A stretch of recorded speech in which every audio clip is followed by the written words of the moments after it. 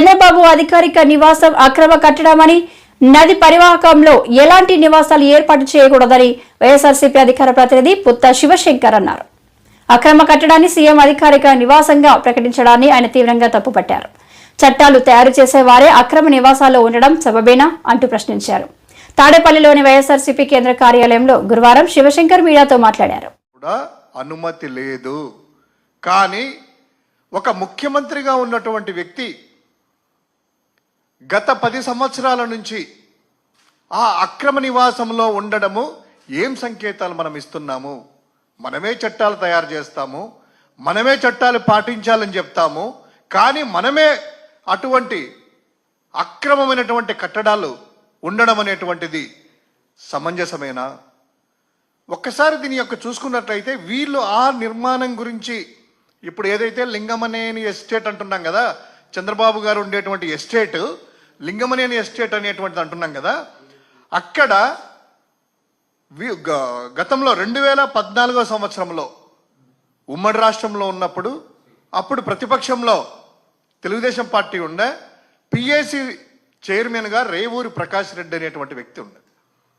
ఆ Revuri Prakash PAC chairman, అదేవిధంగా PAC సభ్యులు దేవినేని ఉమామహేశ్వర గారు ఎమ్మెల్యే, అదేవిధంగా బాలవర్ధన్ రావు ఎమ్మెల్యే, అదేవిధంగా ఎమ్మెల్సీ వైబి రాజేంద్ర ప్రసాద్ అనేటువంటి ఈ కమిటీ విజయవాడ సబ్ కలెక్టరేట్లో మీటింగ్ పెట్టుకొని ఈ కరకట్ట వెంబడి ఉండేటువంటి నిర్మాణాలన్నీ కూడాను అక్రమమైనటువంటివి, కాంగ్రెస్ ప్రభుత్వము ఈ విధంగా అక్రమంగా నిర్మాణాలు చేపట్టింది వీరి సహాయంతో అని చెప్పి ఆ సమావేశం పెట్టి తర్వాత కృష్ణా జిల్లా గుంటూరు కలెక్టరేట్లలో వాళ్ళ యొక్క ఆ మెమొరాండమ్స్ ఇచ్చేస్తూ ఇరిగేషన్ శాఖ అధికారులకు కూడా ఇచ్చి నానా చిందులేశారు. ఇమ్మీడియట్గా నోటీసులు ఇవ్వండి, కూల్చేయండి, ఇది అక్రమైనటువంటి ప్రాంతము, నదీ పరివాహ ప్రాంతము, నది ఫ్లోటింగ్కి అడ్డుపడుతున్నాయి, దీనివల్ల వరదలు సంభవిస్తాయి అనేటువంటిది నానా హంగామా చేశారు.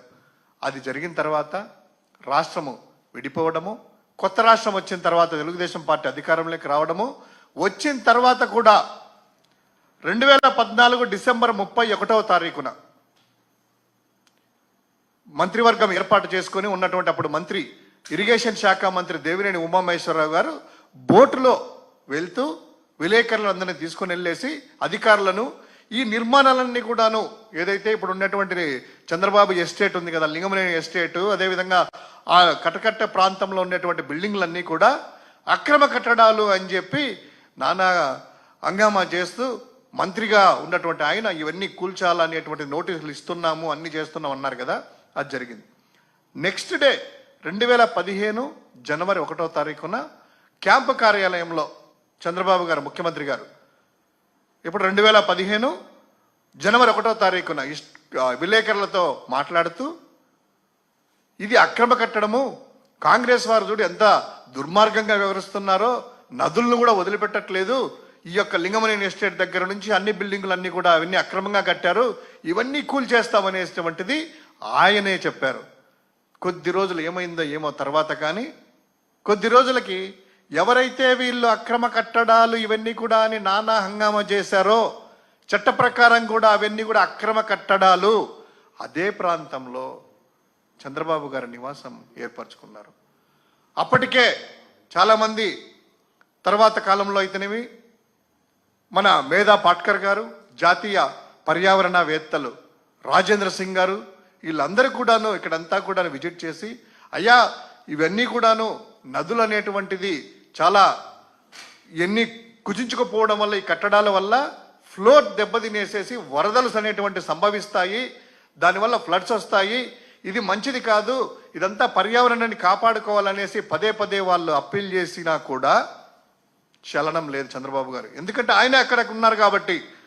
తర్వాత జాతీయ హరిత ట్రిబ్యునల్, నేషనల్ గ్రీన్ ట్రిబ్యునల్ కూడాను 2015లో ఉత్తర్వుల ప్రకారం ఏం చెప్పిందంటే 100 మీటర్ల వరకు నదీ పరివాహ ప్రాంతం సంబంధించినటువంటిది, నది నుంచి 100 మీటర్ల వరకు ఎటువంటి కట్టడాలు కట్టకూడదు అని, అదేవిధంగా నదీ పరివాహ చట్టం ప్రకారము ఆర్సీ యాక్ట్ ప్రకారం ఏముందంటే నది సంబంధించినటువంటి వాటిలో ఆ యొక్క నిర్మాణ ఎత్తులు ఉంటుంది కదా, ఆ యొక్క గరిష్ట ప్రాంతం లోపల కానీ ఎటువంటి నిర్మాణాలు కట్టకూడదు. ఈవెన్ చెట్లు కూడాను నిట్ట నిలువుగా పెరిగే చెట్లను కూడాను అక్కడ పెంచడం కూడాను నిషేధము అని క్లియర్గా చెప్పడం జరిగింది. అదేవిధంగా దీనికి సంబంధించిన ఈ కృష్ణా నది వరకు వస్తే కరకట్ట ప్రాంతం వరకు దీని గరిష్ట వరద మట్టం వచ్చేసి స్థాయి 22.60 మీటర్లు. అంటే గరిష్టంగా 22.60 మీటర్ల వరకు ప్రాంతము. కానీ నిర్మాణాలన్నీ ఎక్కడ జరగాలి?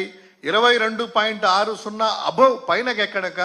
అదేవిధంగా జాతీయ హరిత ట్రిబ్యునల్ ప్రకారము కృష్ణా నది యొక్క ఏదైతే నది ఉంటుంది కదా, నదీ పరివాహ ప్రాంతం సంబంధించింది 100 మీటర్ల తర్వాత కట్టడాలు ఉండాలంటారు. కానీ ఇక్కడ 19.3 మీటర్ల లోపే ఈ కట్టడాలన్నీ కూడాను ఉన్నాయి. నార్మల్గా 22.60 మీటర్లు అయితే గరిష్ట వరద మట్టం స్థాయికి అసలు ఉండకూడదు కట్టడాలంటే 19.3 మీటర్ల లోపే ఉన్నాయి. అంటే నది లోపలికి వెళ్ళేసి ఇలా ఉన్నాయి. అంతేకాకుండా డ్రైనేజీ సిస్టమ్ అనేటువంటిది లేదు. ఈ డ్రైనేజీ సిస్టమ్ లేకపోవడం వల్ల ఈ యొక్క నివాస ప్రాంతాల్లో ఎవరైతే ఉన్నారో అక్కడ వాళ్ళు చేసే మలమూత్రాలు కూడాను డైరెక్ట్